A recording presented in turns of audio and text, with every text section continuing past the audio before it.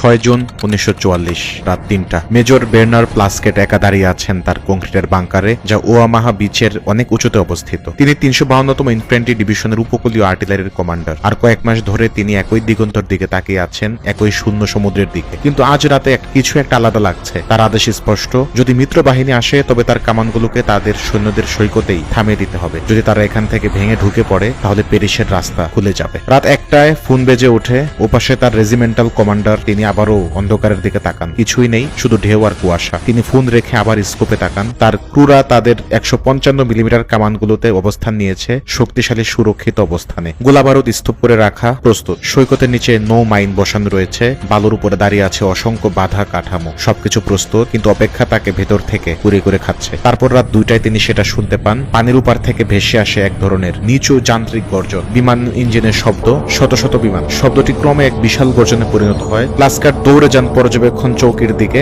উত্তরের আকাশে হঠাৎ আলোর রেখায় ভরে ওঠে। অন্ধকার আকাশে সাদা ফুলের মতো ফুটে ওঠে প্যারাশুট। হাজার হাজার অ্যালার্ম বাজে। তার আর্টিলারির ক্রুরা দ্রুত তাদের কামানের দিকে ছুটে যায়। ফোন আবার বেজে ওঠে। তার গানাররা তাদের কামানগুলো ভেতরের দিকে তাক করে।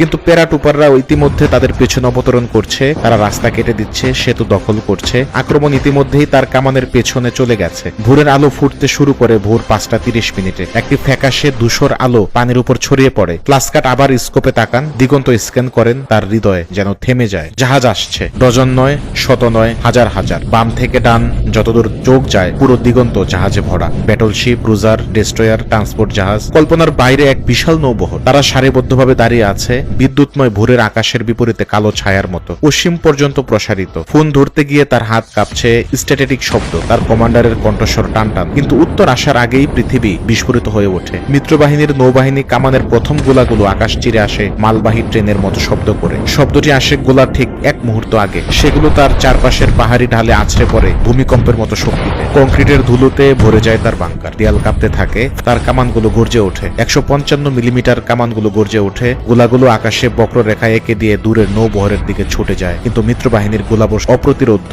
তার প্রতিটি শটের বিপরীতে ৫০টি শট ফিরে আসে। জার্মান অবস্থানগুলো মাটি, ইস্পাত আর ভাঙা কংক্রিটের বিস্ফোরণে উড়ে যায়। সকাল ৬টা ৩০।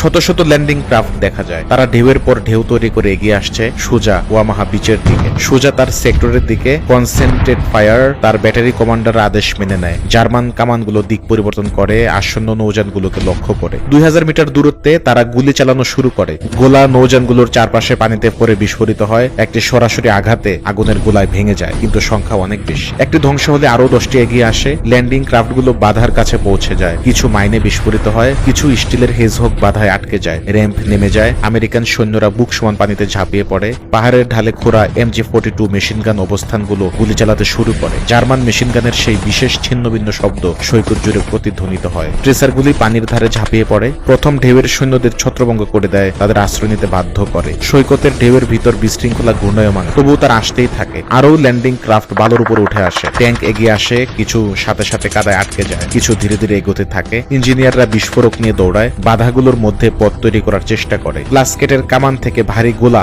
সৈকতে আঘাত করে, বালি আর ধ্বংসাবশেষ আকাশে উড়িয়ে দেয়। মুহূর্তের মধ্যে সরঞ্জাম ছিন্নভিন্ন করে। একটি নৌবাহিনীর গোলা তার একটি আর্টিলারি অবস্থানে আঘাত করে। এক আঘাতেই সেটি নীরব হয়ে যায়। আমেরিকানরা সমুদ্র দেওয়ালে এবং সিঙ্গল পাথরের আড়ালে আটকে পড়ে। পানির ধারে ভাঙা যানবাহনের ধ্বংসাবশেষ জমে থাকে। সৈকত জুড়ে জ্বলতে থাকে ক্ষতিগ্রস্ত যান। সবকিছু যেন নিরাশাজনক মনে হয়, তবুও ল্যান্ডিং ক্রাফট আসতেই থাকে। ঢেউয়ের পর ঢেউ নতুন শূন্য নামিয়ে দেয়। সকাল ৭টা ৩০।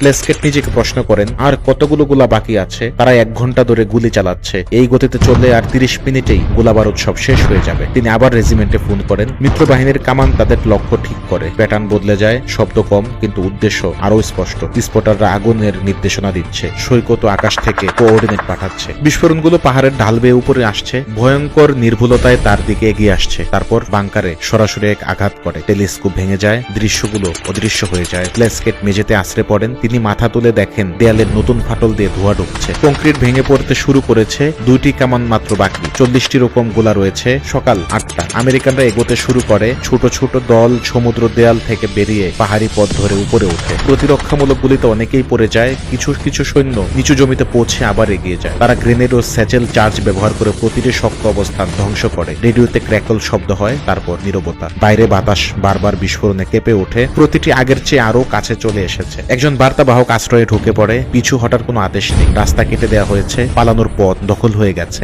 তার সৈন্যদেরকে কেবল ধীরে ধীরে ছোট হয়ে আসা প্রতিরক্ষা লাইনে পিছু হটতে হচ্ছে। সকাল 8:45। তার শেষ দুইটি অবস্থানও নীরব হয়ে যায়। গোলাবারুদ শেষ। প্লাস্কেট সৈকতের দিকে তাকিয়ে থাকেন। এখন পুরো সৈকত নড়াচড়ায় ভরা। বিপুল সংখ্যক সৈন্য এগিয়ে আসছে, ভেতরের দিকে ছড়িয়ে পড়ছে। ভারী যানবাহন পাহাড় বেয়ে উঠছে। যেখানে বাধা ছিল সেখানে এমন ফাঁক তৈরি হয়েছে। যে জমি তাকে ধরে রাখতে বলা হয়েছিল সেটি এখন আক্রমণকারীদের অগ্রযাত্রার ঘাঁটি হয়ে গেছে। আক্রমণ সফল হয়েছে। পাহাড়ের নিচে মেডিকরা বিশৃঙ্খলার মাঝে দ্রুত ছুটে বেড়াচ্ছে। জার্মান ও আমেরিকান সৈন্য পাশাপাশি পড়ে আছে। এই আগমনের ব্যাপ্তি বিশাল। যানবাহন ও সরঞ্জামের অভিরাম স্রোত ভিতরের দিকে এগিয়ে যাচ্ছে। কোনো বিরতি নেই। আটলান্টিক ওয়াল ব্যর্থ হয়েছে। ভোরে মিত্রবাহিনীর নৌবহর দেখার তার বিবরণটি হয়ে ওঠে আক্রমণের সবচেয়ে বিখ্যাত জার্মান দৃষ্টিভঙ্গিগুলোর একটি। ওয়ামাহা বিচ রক্ষার সময় 352তম ইনফ্যান্ট্রি ডিভিশন ভয়াবহ ক্ষতির শিকার হয়। প্রথম 12 ঘন্টায় 1200 এর বেশি সৈন্য নিহত, আহত বা বন্দী হয়। যদিও তারা আমেরিকান বাহিনীকে বড় ক্ষতি করতে সক্ষম হয়েছিল, তবু মিত্রবাহিনীর আক্রমণের বিশালতা ও অগ্নিশক্তির সামনে